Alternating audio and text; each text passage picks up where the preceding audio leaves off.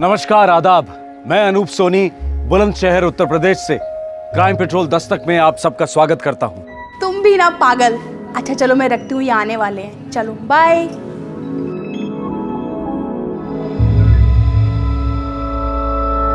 मुझे नहीं पता था आप मेरे पीछे खड़े हो। और मुझे भी नहीं पता था कि मेरे पीठ पीछे ये सब हो रहा है।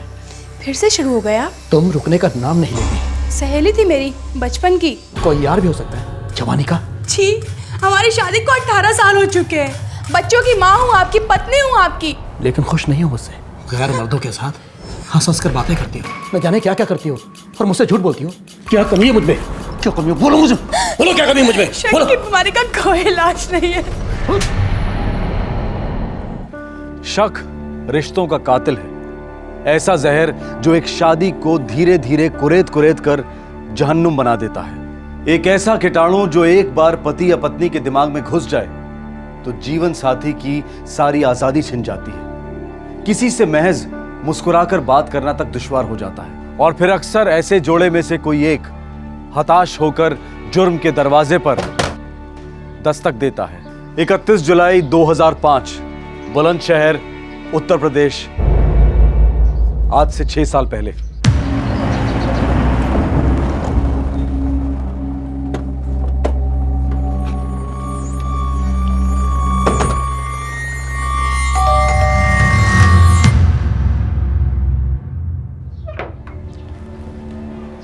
मोहन जी हमारे साथ चलिए। क्यों? कोई खबर मिली है? एक लाश मिली है। लाश? सुरजीत, बेटा सुरजीत, तेरी माँ मिल गई बेटा, तेरी माँ मिल गई।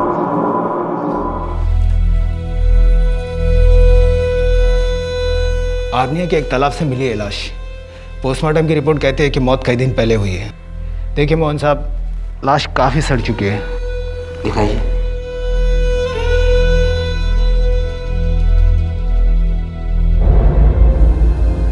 रज्जो, रज्जो, माँ उठो, पापा माँ। रज्जो को क्या हो गया बेटा? क्या कर दिया रे तेरे साथ उन लोगों ने? पापा माँ को क्या हो गया? माँ उठो, माँ।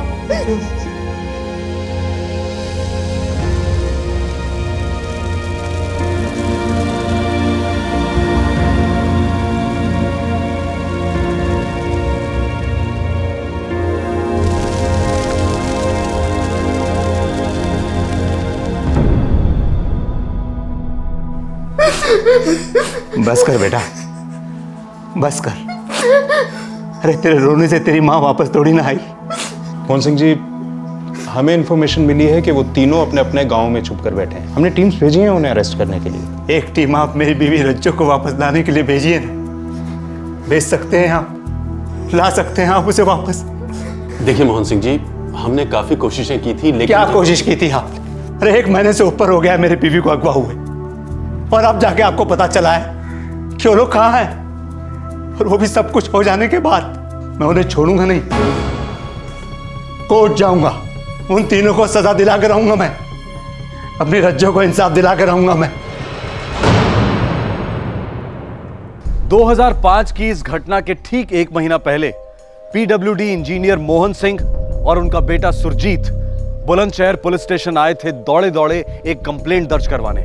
उन्होंने पुलिस को बताया कि मोहन की पत्नी और सुरजीत की मां राजेंद्र उर्फ रज्जो किडनैप हुई है। इस किडनैपिंग के 2 चश्मदीद गवाह थे, खुद मोहन और सुरजीत।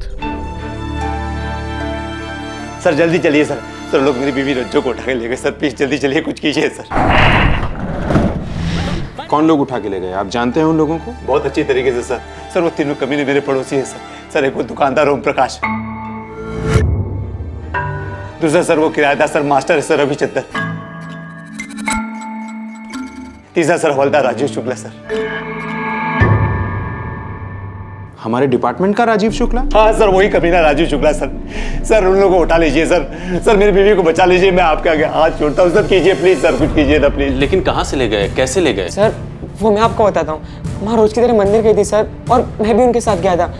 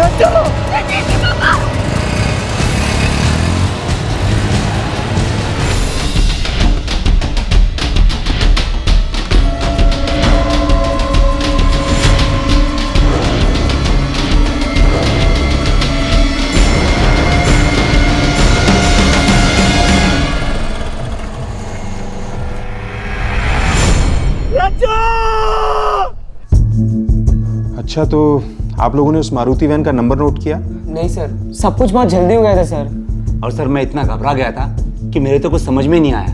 लेकिन हाँ सर, वो गाड़ी सफेद मारुति वैन ही थी, पक्का सफेद मारुति वैन थी। मैंने पीछा किया है सर उस गाड़ी का। आप बता रहे थे कि तीनों किडनैपर्स ने अपने मुंह गमछों से ढके थे।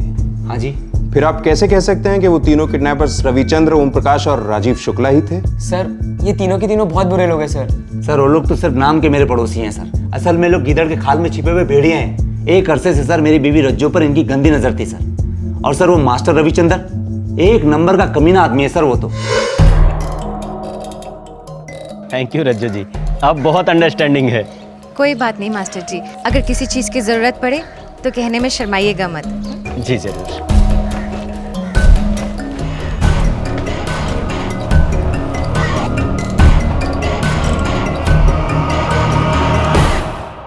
बहुत अच्छे, बहुत हंसमुख है।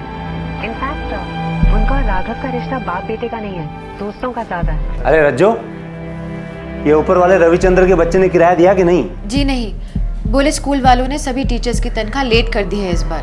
बोले 10 दिन में दे देंगे। बेचारे सॉरी भी बोले। सॉरी भी बोले? अरे मैं तो पहले ही इसे किराएदार नहीं रखना चाहता था। बिल्कुल पसंद नहीं है मुझे ये आदमी। क्यों जी, ठीक ठाक तो है।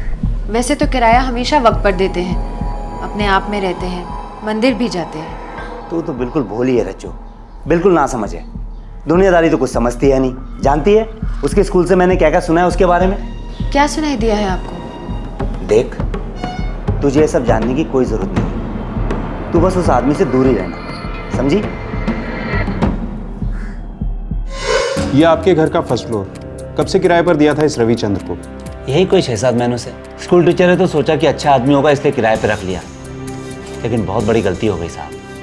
सर कल ही हमने उसे कहा था घर खाली करने के लिए। वो माँ को बहुत परेशान करता था। सर मेरी बीवी रज्जो तो एकदम गाय है, हर किसी पे भरोसा कर लेती है, लोगों के बुरे इरादों को समझ ही नहीं पाती।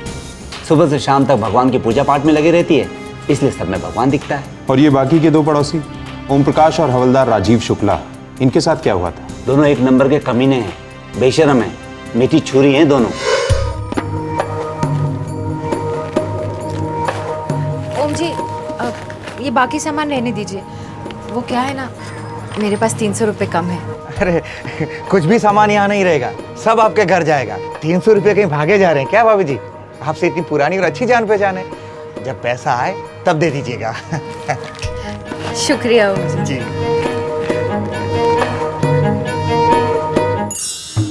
हो जाएगा तो बहुत मेहरबानी होगी राजीव जी। भाभी जी आप भी शर्मिंदा कर रहे हैं। अरे आपके लिए रेल के टिकट तो क्या, कुछ भी करेंगे।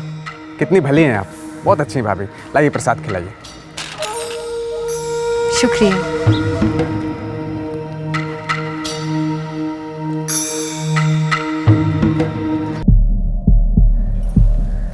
रज्जो, ये हवलदार राजीव शुक्ला, ये तो कभी किसी का काम करता नहीं, फिर तुम्हारे लिए ट्रेन का टिकट क्यों लेकर आया? क्योंकि मैं उनकी पड़ोसी हूँ। माँ मैंने कहा था ना मैं ले आऊँगा। आप हमेशा दूसरों से काम क्यों करवाती है? और वो दुकानदार ओम प्रकाश, वो तो कभी किसी को 1 रुपये का उधार देता नहीं है, फिर तुम्हारे साथ महीने भर का खाता खोलने की बात क्यों करता है? क्योंकि वो जानते हैं कि मैं कहीं भागने वाली नहीं हूँ। लेकिन वो लोग तुम्हारे पीछे भाग रहे हैं, ये बात तुम कब समझोगी रज्जो? माँ एक नंबरी लिच्चड़ आदमी ओम प्रकाश, और वो हवलदार वो भी कुछ कम नहीं है। अरे आप उससे बात क्यों करती हो माँ? तुम दोनों को हो क्या गया है? जब देखो मेरे साथ ऐसे पेश आते हो जैसे मुझे कुछ हो जाएगा। मैं कोई बच्ची हूँ क्या? अरे बच्ची नहीं हो, लेकिन नादान तो हो, भोली हो, बिल्कुल भोली। उन लोगों के इरादों को बिल्कुल नहीं समझती हो। अरे लक्षण रज्जो दस्तक होते हैं, दस्तक। इससे पहले कि तुम्हारे साथ कुछ गलत हो जाए तुम समझ जाओ ना।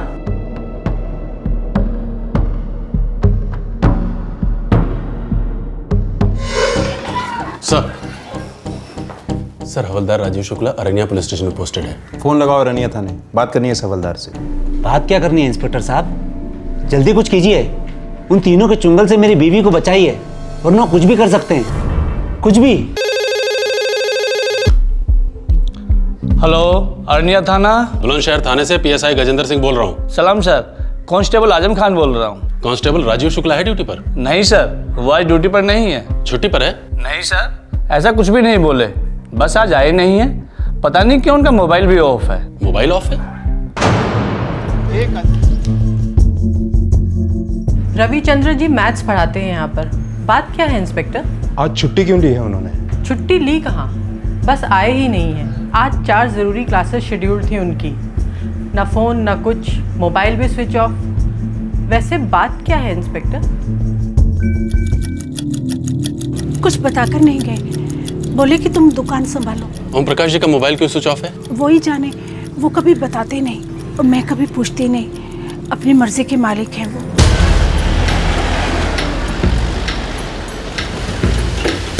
कुछ बात हुई है क्या सर जी? अभी कुछ पता नहीं है। हवलदार शुक्ला जब आ जाए मुझसे कांटेक्ट करने के लिए बोल देना। कुछ तो बात है ना सर जी। देखिए, वो पहले तो कभी बिना बोले ड्यूटी से ऑफ नहीं रहे हैं और दोनों मोबाइल भी उनके कभी बंद नहीं आए। वो हमसे हर चीज बताते हैं। आप बताइए ना, क्या बात है? कुछ मत छुपाइए हमसे। छुपे हुए तो आपके पति हैं। हवलदार शुक्ला जब आ जाए मुझसे कांटेक्ट करने के लिए बोल देना।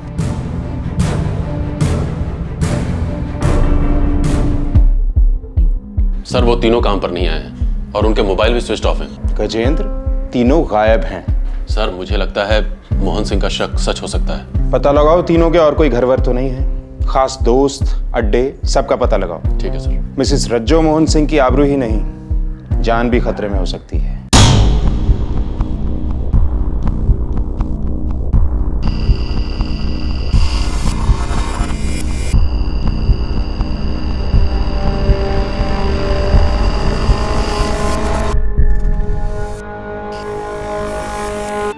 चौबीस घंटे बीत चुके हैं और आप ये बताने आए हैं कि आपके पास मेरी बीवी रज्जो की कोई खबर नहीं है।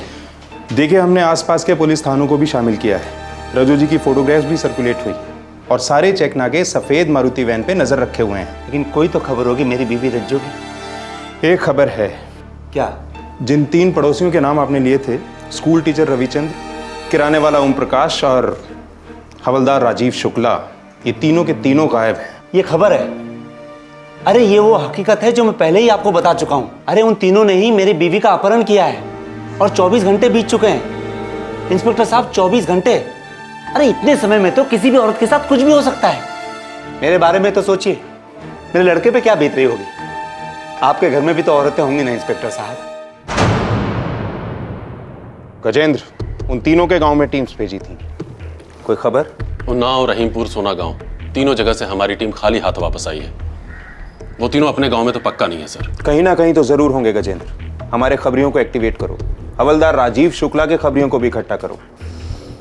लानत है कि हमारे डिपार्टमेंट का कोई शामिल है इस घिनौनी हरकत में।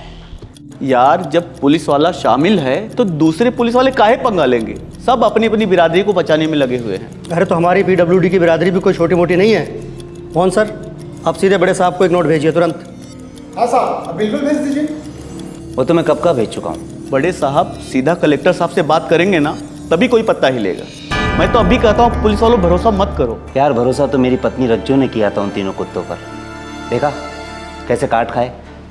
मैंने उसे कितनी बार कहा था, उन लोगों से मिलना जुलना खतरे से खाली नहीं। मैंने उसे समझाया था, उनसे बात मत करना, उनकी तरफ देखना भी नहीं, लेकिन वो मानी नहीं। सारा बुलंदशहर हिल गया था। एक सरकारी अफसर की पत्नी किडनैप हुई थी और 1 महीने से उसकी कोई खबर नहीं थी। तीनों नामजद स्कूल टीचर रविचंद्र, दुकानदार ओम प्रकाश और हवलदार राजीव शुक्ला भी 1 महीने से गायब थे। उनका कोई नामो निशान नहीं मिल रहा था। 4 परिवार निराशा की गिरफ्त में थे और पुलिस फोर्स बिल्कुल बौखलाई हुई। बुलंदशहर पुलिस पर सरकारी डिपार्टमेंट का प्रेशर था। 24 घंटे निगरानी रखी जा रही थी, लेकिन तीनों नामजदों की कोई खबर नहीं थी, मानो वो हवा हो चुके थे। ये तो लेने के देने पड़ गए। मैंने तो पहले ही कहा था, हमें भागना नहीं चाहिए था, यहीं रुक जाना चाहिए था। अरे नाना, और मुश्किल होती, डिपार्टमेंट वाले चमड़ी उधेड़ लेते हमारी। तो अब क्या करें? मास्टर जी तुम ही कुछ करो भाई, पानी सर के ऊपर चढ़ता जा रहा है यार। मुझसे मत पूछो हवलदार साहब, तुम ही कुछ सोचो। इस चीज़ के बारे में तुमसे अच्छा कौन जान सकता है। मुझे तो लगता है कि 2-4 दिन हमें ऐसे तैसे और काट लेने चाहिए, उसके बाद अपने अपने घर को चुपचाप चले जाते। अपने अपने घर को? तो फिर हम आखिर भागे क्यों? और जवाब क्या देंगे रज्जो जी के बारे में? हाँ?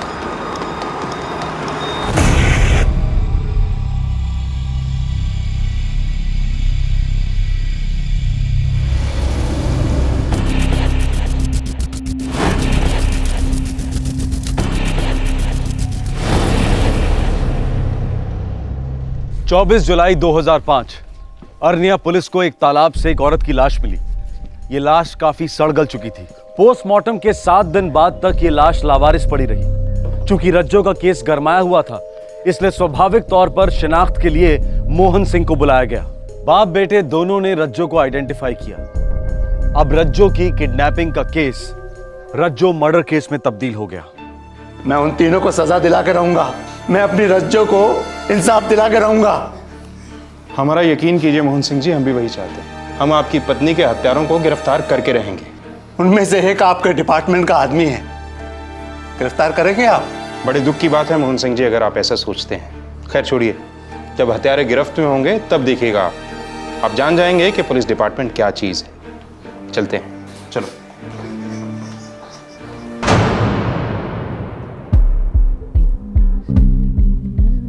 Thank you sir. Thank you sir. Gajendra, 7 दिनों का नोटिस पीरियड दे दो।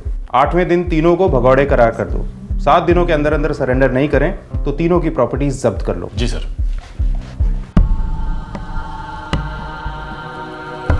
देखो भाई, हम लोगों के पास कोई और चारा तो है नहीं, और वैसे भी हमारे कारण हमारे घर वालों की तो बैंड बज चुकी है। रज्जो जी इस दुनिया में नहीं है और अब बहुत जल्द हम भी वहीं जाने वाले हैं। हम तीनों की कब्रें खुद चुकी हैं। तो फिर हम जिंदा लाशों की तरह क्यों भटकते रहे?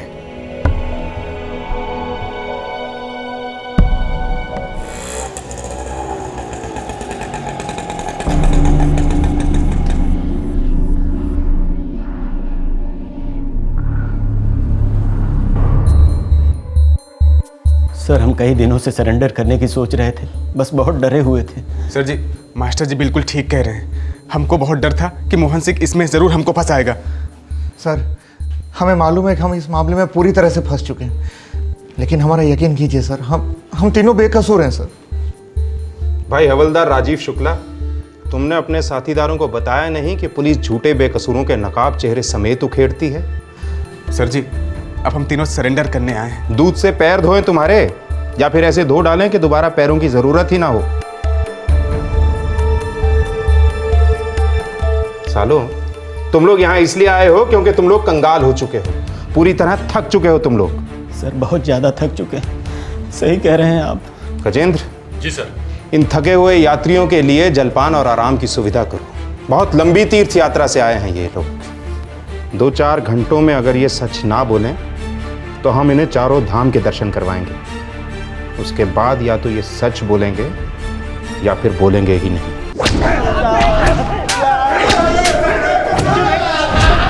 साले, मास्टर होके ऐसी करता है? हमारा यकीन कीजिए साहब, हम इसलिए भाग गए थे क्योंकि हमें पता चला कि रज्जो जी का किडनैप हो गया है और वो पागल मोहन सिंह हमारा नाम लेने जा रहा था। साहब, भगवान की कसम, इस किडनैपिंग के बारे में हम लोग को कुछ भी मालूम नहीं था। हमारा कोई हाथ नहीं था इसमें। तुम तीनों की उस औरत पे नजर थी। एक अधेड़ उम्र की शादीशुदा औरत को तुम तीनों ने मिलकर बर्बाद किया। पुलिस की पूछताछ पूरे 4 दिन तक चली। 3rd डिग्री के इस्तेमाल के बावजूद तीनों आरोपी एक ही सुर में गा रहे थे, एक ही बात दोहरा रहे थे कि वो बेकसूर है। ये कोई क्रिमिनल रिकॉर्ड वाले छटे हुए हिस्ट्री शीटर्स नहीं थे जो पुलिस की मार के आदी थे। एक स्कूल टीचर था, एक दुकानदार था और एक खुद पुलिस वाला। अब सवाल यह था कि अगर ये तीनों झूठ नहीं बोल रहे थे तो फिर सच क्या था? सर, कोर्ट ने उन तीनों की कस्टडी बढ़ा दी है 1 हफ्ते के लिए। मुझे डाउट है कि इससे कुछ फायदा हो, और हैरानी की बात यह है कि इतनी पिटाई के बाद भी तीनों मुंह नहीं खोल रहे हैं। सर, शायद उनके मुंह में कुछ हो ही ना। शायद मोहन सिंह के पेट में कुछ हो। मेरी पत्नी रज्जो मर चुकी है इंस्पेक्टर साहब। अब और क्या जानकारी चाहिए आपको? 4 दिनों तक उन तीनों को लगातार पिटाया हमने। बड़े बड़े क्रिमिनल्स भी 2 दिन तक नहीं टिक पाते। अब आप उन तीनों के साथ क्या कर रहे हैं ये तो मैं देखने आया नहीं। अरे इसकी मां मरी है, मेरी पत्नी मरी है, 18 साल की शादी थी हमारी, इस घर की इज्जत थी वो, लक्ष्मी सरस्वती सब कुछ। और सबसे बड़ी बात, अभी तक ये पता नहीं चल पाया है कि उन तीनों ने उसे मारने से पहले उसके साथ क्या क्या किया था। फिर भी अगर आपसे नहीं होता है ना तो आप उन तीनों को मेरे और मेरे बेटे के हवाले कर दीजिए। हम सच उगलवाएंगे उनसे, चाहे जितना भी वक्त लग जाए।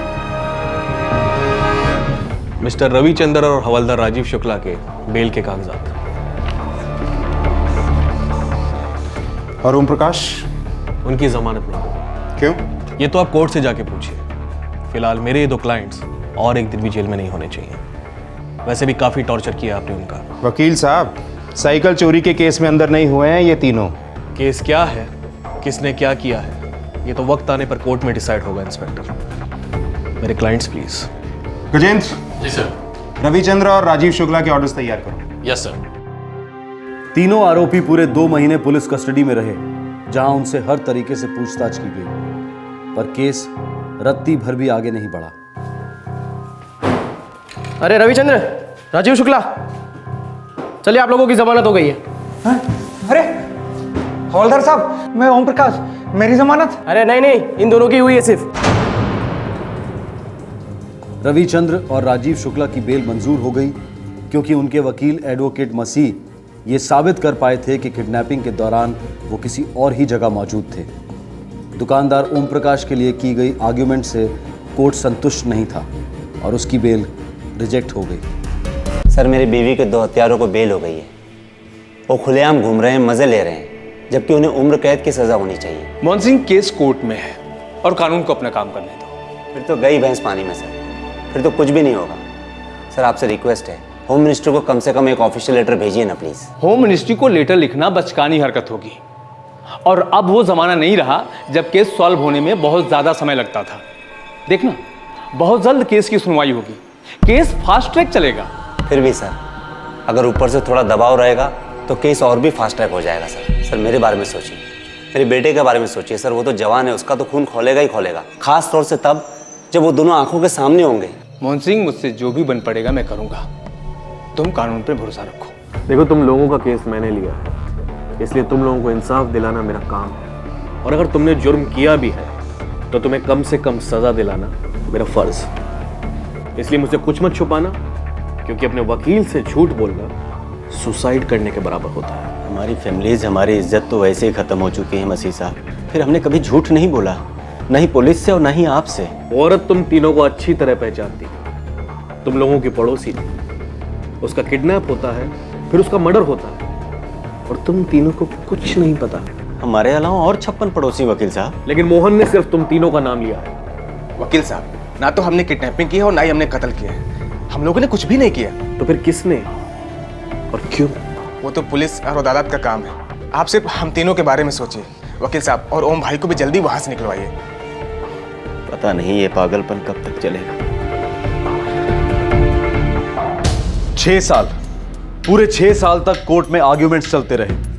रविचंद्र, राजीव शुक्ला और ओम प्रकाश का वकील बार बार एक ही बात कहता रहा कि उसके क्लाइंट्स को बलि का बकरा बनाया जा रहा है। मोहन अपने आरोपों से टस से मस नहीं हो रहा था।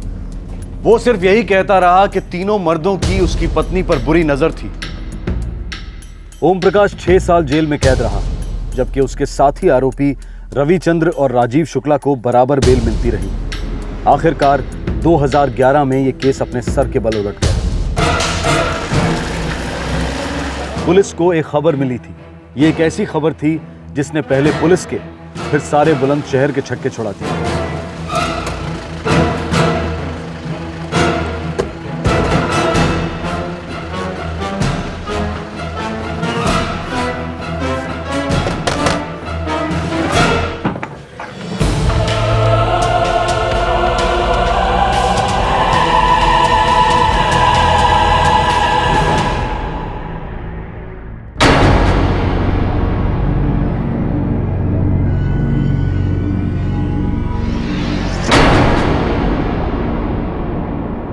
6 साल बाद बुलंदशहर पुलिस के सामने एक औरत खड़ी थी जो ये कह रही थी कि वो रज्जो है, वही रज्जो जो अगवा की गई थी, वही रज्जो जिसकी मौत हो चुकी है। क्या ये वाकई मोहन सिंह की बीवी थी?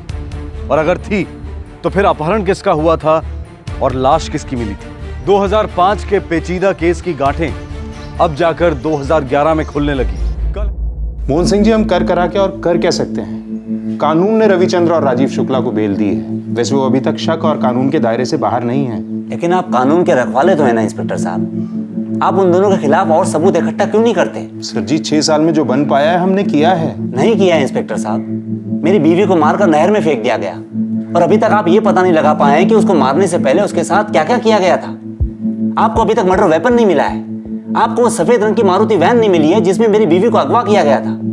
6 साल बहुत होते हैं इंस्पेक्टर साहब इन सारी चीजों को ढूंढने के लिए, और छुपाने के लिए भी बहुत होते हैं मिस्टर मोहन सिंह। 6 साल काफी लंबे होते हैं।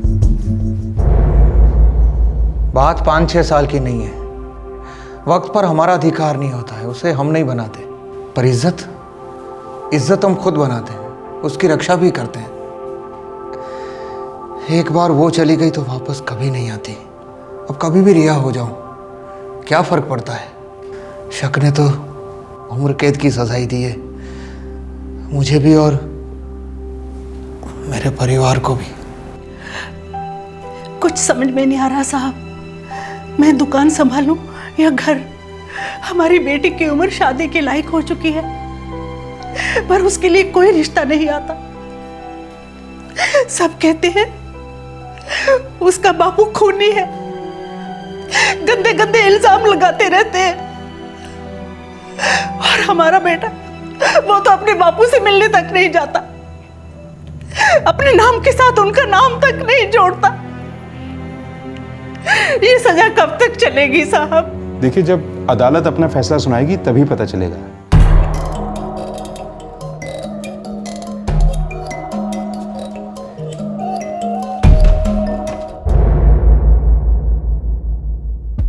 एडवोकेट मसीह, रविचंद्र, आप लोग जो कह रहे हैं वो नामुमकिन है। मुझे भी ऐसे ही लगा था सर, लेकिन ये सच है। 1 साल पहले ही मुझे शक हो गया था कि इस केस की सच्चाइयां कुछ और हैं, इसलिए हमने अपनी खुद की तहकीकात शुरू कर दी। वकील साहब, ये हर बार ही तारीख शिफ्ट हो जाती है, छुट्टी वेस्ट हो जाती है, मेरी बेचैनी बढ़ती है। कब अपना नाम क्लियर कर पाऊंगा पूरी तरह? रवि, अब जो कुछ करना है हमें खुद करना होगा। क्या मतलब वकील साहब? मतलब ये कि कोर्ट जब तक पुलिस को आगे इन्वेस्टिगेशन करने के लिए नहीं कहती, तब तक पुलिस कुछ नहीं करेगी। कोर्ट में हजारों केस चल रहे हैं, मगर तुम्हारे पास जिंदगी सिर्फ एक है। तो हम क्या कर सकते हैं वकील साहब? खुद पुलिस बन के इन्वेस्टिगेशन कर सकते हैं। रवि, ये जो औरत रज्जो है, उसके अतीत के बारे में तुम मुझे कुछ बता सकते हो? उसका कोई पुराना दुख, कोई दर्द, कोई गुजरा हुआ हादसा? वकील साहब, वो तो हमेशा मुस्कुराती रहती थी, मदद करने में हमेशा आगे। बस एक बार आंखों में आंसू देखे थे उसके। हाँ भैया, सुनाइए। अच्छा, अरे ये तो बहुत अच्छी खबर है। लड़की कहाँ की है? लड़की बिहाना गांव की है। नहीं नहीं भैया, मैं नहीं जानता हूँ बिहाना गांव के बारे में। अच्छा भैया, रखता हूँ, पाए लागू। मास्टर जी। जी रज्जू जी। वो आप अभी बिहाना गांव के बारे में बात कर रहे थे ना? अरे हाँ, मेरे भतीजे की शादी तय हुई है, लड़की बिहाना की है। आप जानती है बिहाना गांव को? मेरा मायका है बिहाना। अरे वाह, कैसा है ये गांव? बड़ा है क्या? अभी कैसा है पता नहीं। क्या हुआ रज्जू जी? कुछ नहीं, कुछ नहीं। मतलब रज्जो एक अरसे से अपने मायके नहीं गई थी? हाँ, हो सकता है। चलो हम चलते हैं। फिर आप दोनों बिहाना गए, क्या पता चला वहां से? एक दूसरे ही गांव का पता मिला। क्या मतलब? बिहाना गांव के लिए रज्जो जी मर चुकी थी। अगर कोई 7 साल तक गायब रहे तो आपका कानून भी उसे मरा हुआ घोषित कर देता है। मेरी बहन 23 साल पहले इस घर से ब्याह कर गई थी, तब से दोबारा उसने इस घर में एक बार भी कदम नहीं रखा। न उसने खबर दी और न ली। आपने कोशिश भी नहीं की? ताली एक हाथ से नहीं बजती वकील साहब। रज्जो के लिए हम मर चुके हैं, तो हमें भी जिंदा होने का कोई शौक नहीं है। नमस्कार।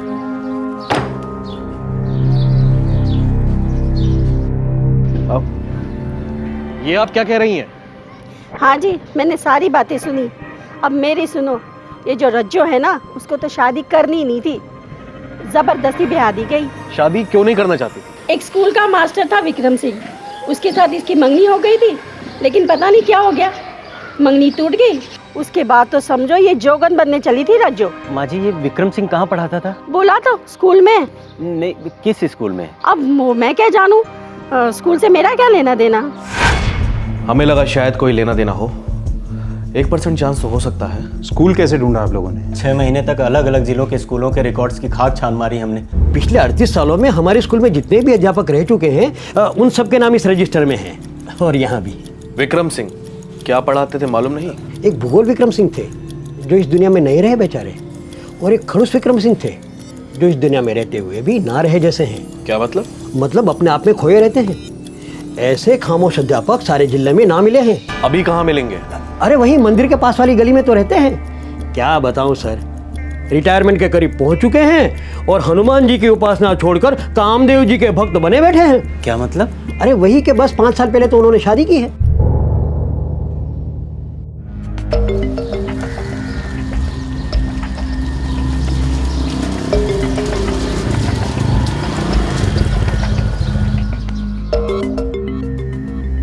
वकील साहब, हाँ, शायद यही विक्रम है।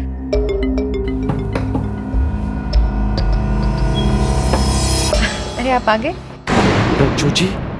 हाँ? हाँ वकील साहब, ये तो रज्जो जी हैं।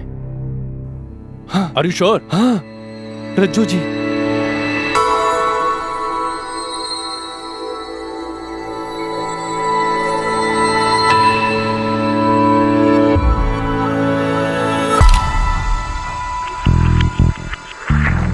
शक्ल तो मिलती है सर, दोनों एक ही शक्लें हैं और रज्जो जी ही हैं। भारत नगर है गांव का नाम। मैंने आसपास वालों से पूछा था, सबने यही कहा कि 6 साल पहले शादी करके लाया था उसे, एग्जैक्टली उसी टाइम जिस वक्त रज्जो यहाँ बुलंदशहर से गायब हुई थी, और बाद में पता नहीं किसी की लाश मिलती है। इंस्पेक्टर, ये बहुत बड़ी साजिश है। और कुछ एडवोकेट मसीह? इंस्पेक्टर साहब, ये बहुत कुछ है, और मैं किसी अच्छी खबर की उम्मीद करता हूँ। ये खबर जब तक हम लोग चेक नहीं कर लेते, आप दोनों अपने पास ही रखें। खबर तो पक्की है इंस्पेक्टर साहब, और अगर आप एक्शन ले रहे हैं तो हमें किसी को बताने की क्या जरूरत है। इजाजत दीजिए। जी नमस्कार।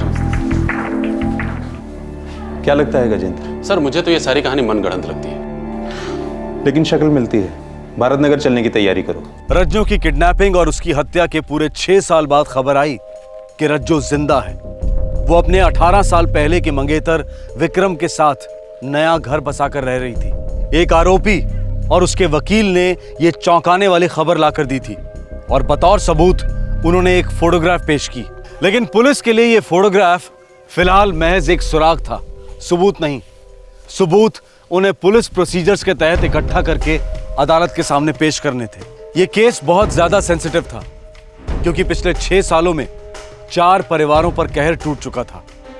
3 आरोपियों का परिवार और एक पीड़ित का परिवार। रज्जो की सच्चाई जानने के लिए पुलिस की टीम तुरंत बुलंदशहर से निकल पड़ी। इस केस का एक नया पहलू उनके लिए इंतजार कर रहा था।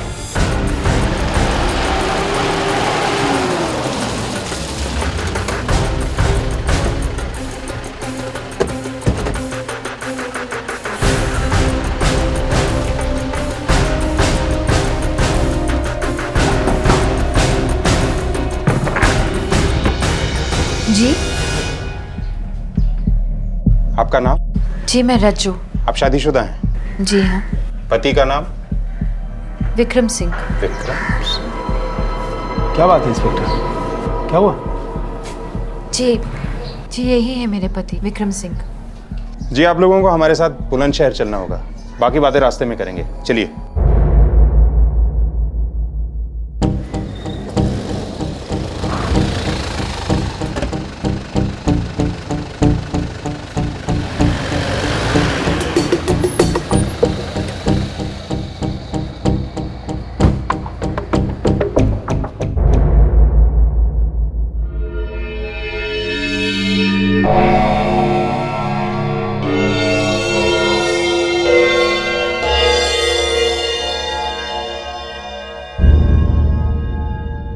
ओम प्रकाश, कौन है ये औरत? रज्जो जी।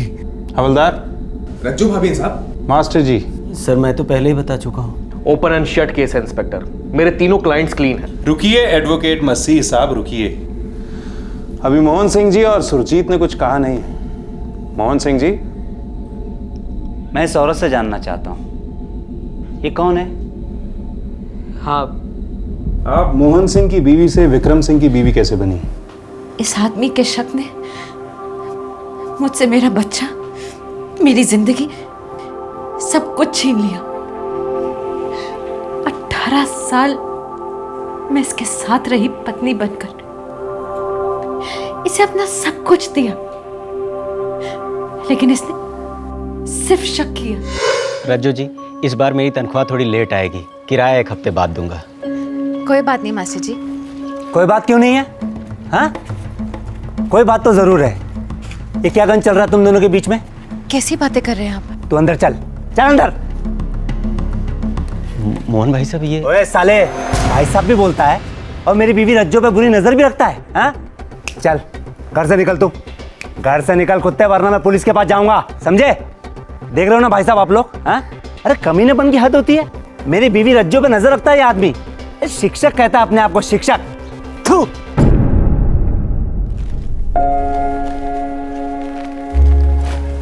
ओम जी, अब ये बाकी सामान रहने दीजिए, मेरे पास 300 रुपए कम है। पैसे कम है तो क्या हुआ, कहीं भागे जा रहे हैं क्या? शुक्रिया ओम जी। पैसे तो कहीं भागे नहीं जा रहे हैं, लेकिन तू भागने का प्लान बना रहा है मेरी बीवी के साथ, हैं? मैं तेरी नीयत को अच्छी तरह समझता हूँ। अरे बेशरम है साला, दुकान की आड़ में सिटियाबाजी करता है, हैं? ये क्या कह रहे हैं, क्या बकवास कर रहे हैं? चुप कर ओम प्रकाश के बच्चे। तेरी लीचड़गिरी सारी दुनिया जानती है, हर औरत के सामने ही हु हा हा, हैं? लेकिन ध्यान रहे, मेरी बीवी से दूर ही रहना, नहीं तो तेरी ये सड़ी दुकान और तुझे दोनों को बंद करवा दूंगा। तू जानता नहीं है मेरी पहुंच कहां तक है। आप लोग भी मोहल्ले में एक ही दुकान मिलती है क्या आपको?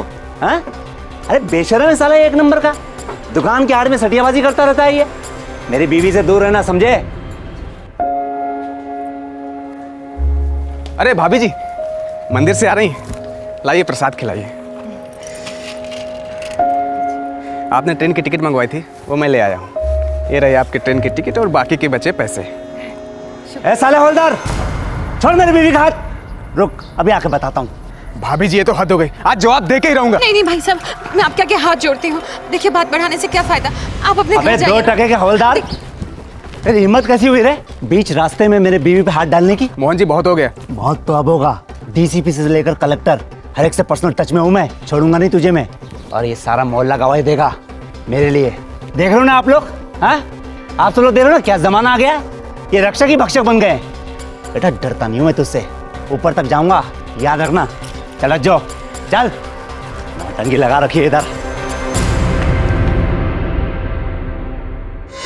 ये तीनों अच्छे लोग हैं, हमेशा मेरी मदद करते, शरीफ लोग, घर बार वाले लोग। इनको सबके सामने जलील होना पड़ा, इनके कारण मुझे शर्मिंदगी महसूस होती, माफी मांग नहीं सकती।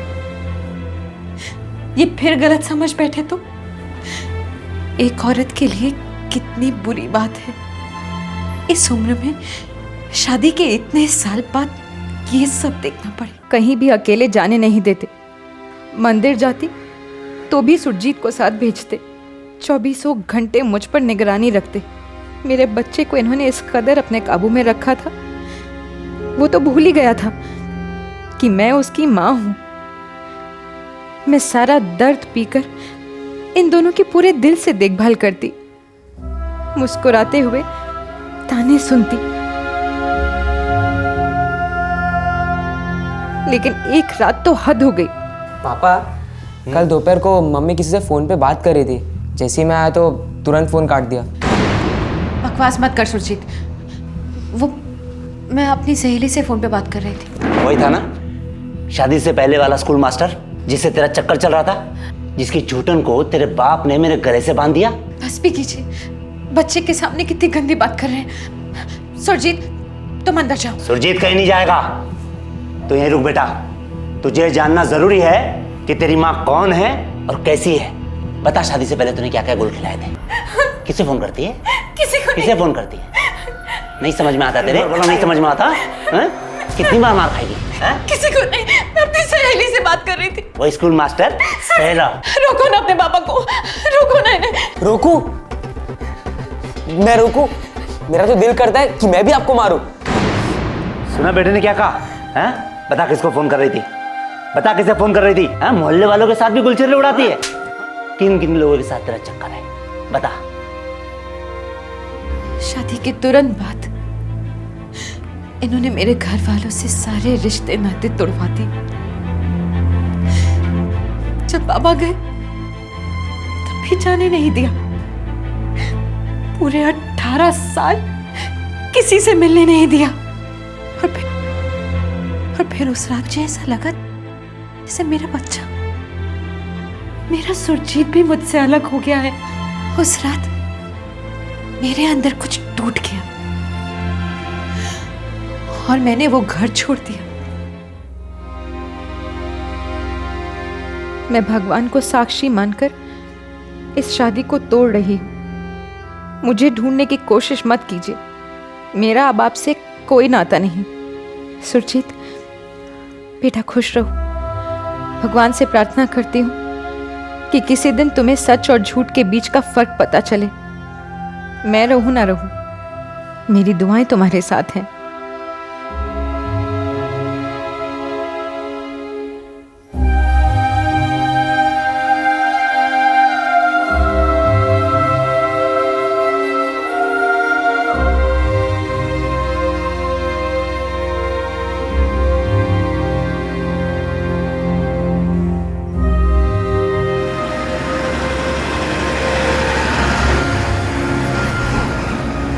मेरे पास 2 रास्ते थे, या माँ बाप के यहाँ लौट जाऊं या फिर बनारस जाकर किसी आश्रम में भर्ती हो जाऊं।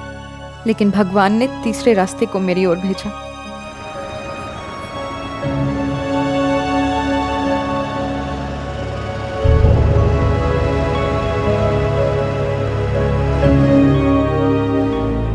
इनके सारे घिनौने इल्जामात झूठे हैं।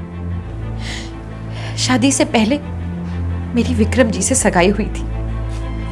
जी हाँ इंस्पेक्टर, दरअसल मेरे पिताजी की मृत्यु की वजह से ये शादी नहीं हो सकी। उसके बाद मैं शादी करना ही नहीं चाहती थी, लेकिन बाबा के कहने पर इनसे शादी की। लेकिन शादी के बाद इन्हें अपना सब कुछ माना, सिर्फ इन्हें। किसी दूसरे की तरफ देखा तक नहीं। पूरे 18 साल। बस मुझे और जिल्लत नहीं सहनी थी। और जब रज्जो ने मुझे अपनी सारी बात बताई तो मैंने इनके सामने शादी का प्रस्ताव रखा। और मेरी खुशकिस्मती है कि इन्होंने हाँ कर दी। अपनी सारी बुरी यादें भुला दो अब रज्जो, और आज से एक नई शुरुआत। आधी जिंदगी तो खत्म हो गई ना विक्रम जी। लेकिन अभी आधी जिंदगी तो बाकी है ना रज्जो, और नियति की जो मर्जी है उसे हमें स्वीकार तो करना पड़ेगा ना। अब मुस्कुरा दो।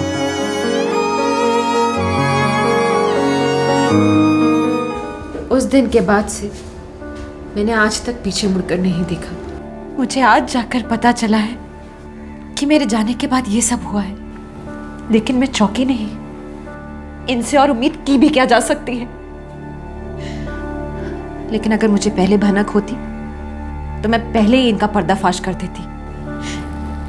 कम से कम इन 3 भले लोगों की जिंदगी तो खराब नहीं होती। इस बयान ने तीनों आरोपियों को भी ताकत दी अपनी बेगुनाही की आवाज बुलंद करने के लिए। एक बहुत अहम सवाल का जवाब सामने आया, आखिरकार ये तीनों आरोपी फरार क्यों हुए थे? पूरे गांव में खबर फैल गई थी कि रज्जो जी अगवा हो गई हैं। हमने सुना कि मोहन सिंह हमारे खिलाफ शिकायत दर्ज करने जा रहा है। इस पागल आदमी ने तो हमारा पल्ला वैसे ही कमजोर कर रखा था। पूरे मोहल्ले के सामने हमें बेइज्जत कर चुका था ये। देख रहे हो ना आप लोग? हाँ, आप सब लोग देख रहे हो ना क्या जमाना आ गया है? ये रक्षक ही भक्षक बन गए। मेरी बीवी रज्जो पर नजर है इस आदमी की। अरे यह आदमी अपने आप को शिक्षक कहता है। आइंदा से सामान वामान लेने नहीं आई हो यहाँ। पहुंच मत जाना घर पे। हम बहुत ज्यादा डर गए थे। हम बहुत सीधे साधे लोग हैं साहब, कोई पहुंच नहीं, पहचान नहीं। मैं तो पुलिस फोर्स में होने के बावजूद इतना डर गया। इन दोनों का तब बुरा हाल था। हमने सोचा जब तक राजू भाभी नहीं वापस मिलती तब तक हमारा छुपे रहना ही बेहतर है। क्या दिन देखने पड़ रहे हैं हवलदार भाई। जिंदगी में किसी का कोई नुकसान नहीं किया, सबसे दोस्ती, कोई बैर नहीं, फिर भी। मैं तो बच्चों को सच्चाई और नेकी का पाठ पढ़ाता हूँ, उस पर अमल भी करता हूँ। मैं मोहल्ले में सर उठा के चलता हूँ, और मैं ही क्यों, आप सभी भी तो चलते हैं। लेकिन अगर पुलिस हमें गिरफ्तार करके घसीट के घर से ले गई तो मोहल्ले में कितनी थू-थू होगी। पुलिस मार मार के खाल खींच लेती है लॉकअप में। अरे यार, हम अपने घर लौट भी पाएंगे क्या कभी? ऊपर वाले पे भरोसा रखें। चलो अभी चलते हैं। शिकायत दर्ज हो चुकी है और वारंट भी हमारे खिलाफ निकल चुका है।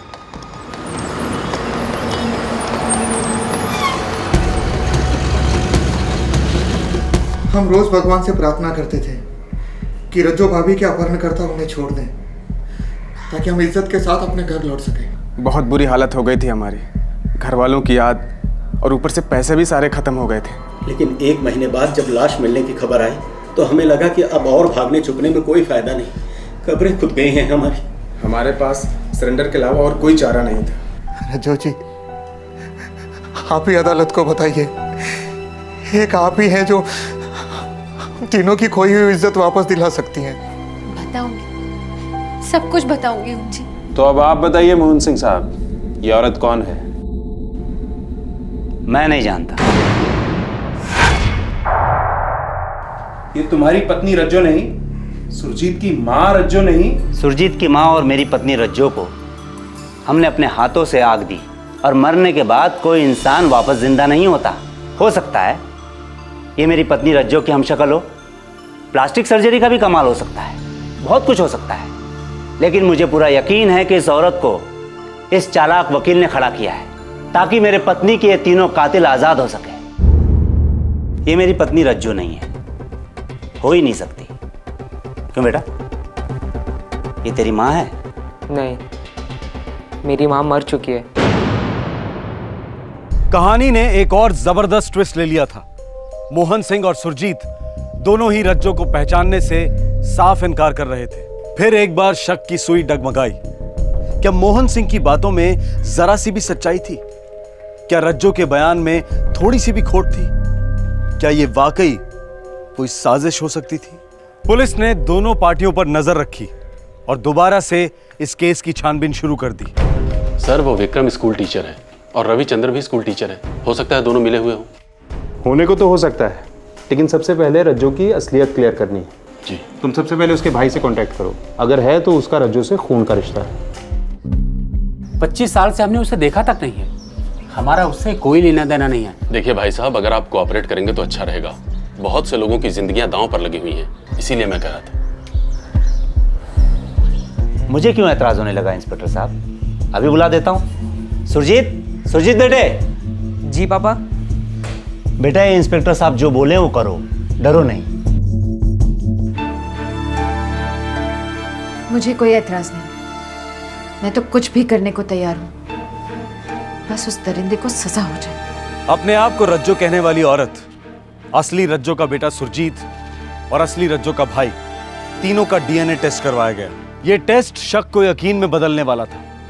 4 परिवारों को इस टेस्ट का बेहद इंतजार था और रिजल्ट ने सारे शक दूर कर दिए। रज्जो और उसके भाई का डीएनए टेस्ट मैच हुआ।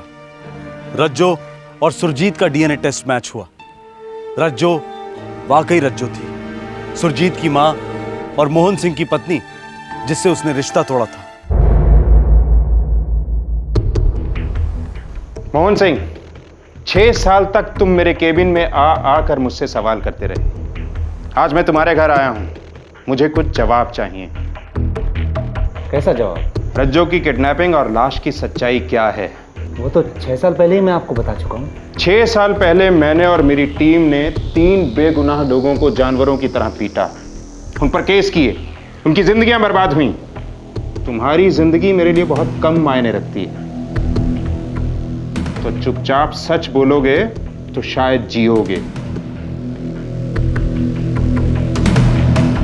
अरे रज्जो, रज्जो,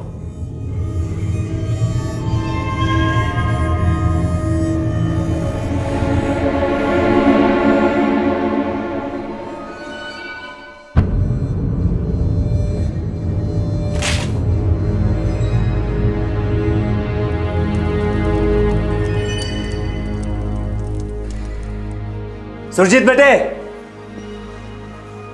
हाँ पापा। मेरा शक सही निकला बेटा, भाग गई वो उल्टा। तेरी माँ तुझे मुझे हम दोनों को छोड़कर भाग गई। भाग गई बेटा। नहीं नहीं पापा, ऐसा नहीं हो सकता पापा, वो अभी नहीं जा सकती पापा, नहीं ऐसा नहीं है। रो मत बेटा, बेटा आज से तेरा बाप तेरी माँ मैं खुद हूँ बेटा। बेटा मैं जैसे बोलूंगा वैसे ही करते जाना, करेगा ना बेटा? जैसा कहोगे वैसा ही करूँगा पापा। फिर मैंने पूरी झूठी कहानी बनाई किडनैपिंग की और आपके पास आकर एक झूठी रिपोर्ट लिखवाई। मैंने अपने बेटे सुरजीत को अपनी तरफ कर लिया था और मुझे पूरा यकीन था कि वो हमेशा मेरा साथ देगा। उन तीनों के नाम ही क्यों लिए, किसी और के क्यों नहीं? क्योंकि वो तीनों मुझे सबसे ज्यादा खटकते थे। मेरी बीवी उनसे सबसे ज्यादा घुल मिलकर बातें किया करती थी। बातें किया करती थी, सिर्फ बातें, शराफत से। मानो या ना मानो, मेरी बीवी बेवफा थी। वो बेवफा नहीं थी, बल्कि तुम बीमार थे, अब भी हो। शक की बीमारी से ही मरोगे तुम। लावारिश लाश की शिनाख्त में तुमने उसे रज्जो कहकर क्यों पहचाना? क्योंकि मैं जानता था मेरी बीवी रज्जो कभी वापस नहीं आएगी। मोहन जी, एक लाश मिली है, आपको शिनाख्त के लिए बुलाया। हे भगवान। सर मैं आपको बता दूं, लाश बहुत बुरी हालत में है। लाश को पहचान पाना बहुत मुश्किल है। अपनों को तो किसी भी हालत में पहचाना जा सकता है। आप एक मिनट रुकिए, मैं अपने बेटे को साथ ले चलता हूँ। 2 जन रहेंगे तो हिम्मत बनेगी और पहचानने में चूक नहीं होगी। सुरजीत, बेटा सुरजीत। बेटा एक लाश को पहचानने जाना है, बस कहना मम्मी है और ज्यादा जानने की जरूरत नहीं है। जी पापा, जैसा आप कहें। आग्नेय के एक तालाब से मिली है लाश। पोस्टमार्टम की रिपोर्ट कहती है कि मौत कई दिन पहले हुई है। देखिए मोहन साहब, लाश काफी सड़ चुकी है।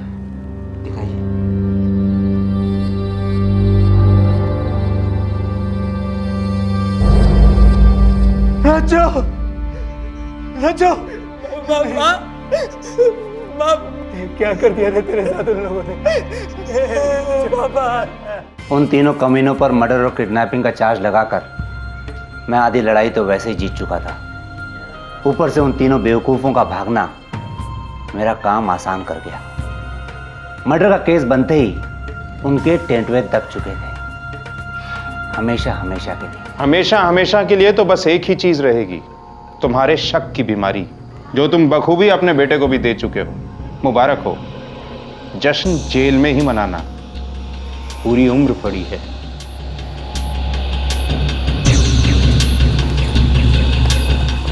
मोहन सिंह और सुरजीत को संगीन झूठे इल्जाम लगाने और झूठे बयान देने के जुर्म में गिरफ्तार किया गया।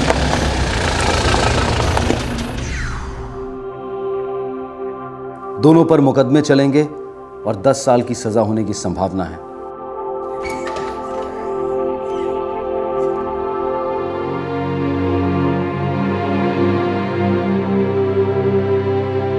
अदालत ने ओम प्रकाश को बाइज्जत बरी किया है। कांस्टेबल राजीव शुक्ला और स्कूल टीचर रविचंद्र के खिलाफ केसेस भी खारिज किए गए हैं।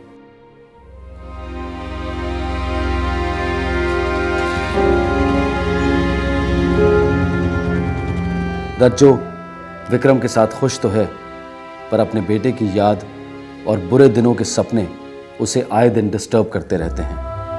शक का शिकार जिंदगी भर तड़पता है। कल और आज 2 भागों में दिखाई गई ये दास्तान शक की कहानी वाकई एक अद्भुत केस है। किसी ने किसी की जान नहीं ली, लेकिन शक ने कितनी सारी जिंदगियां बर्बाद कर दी।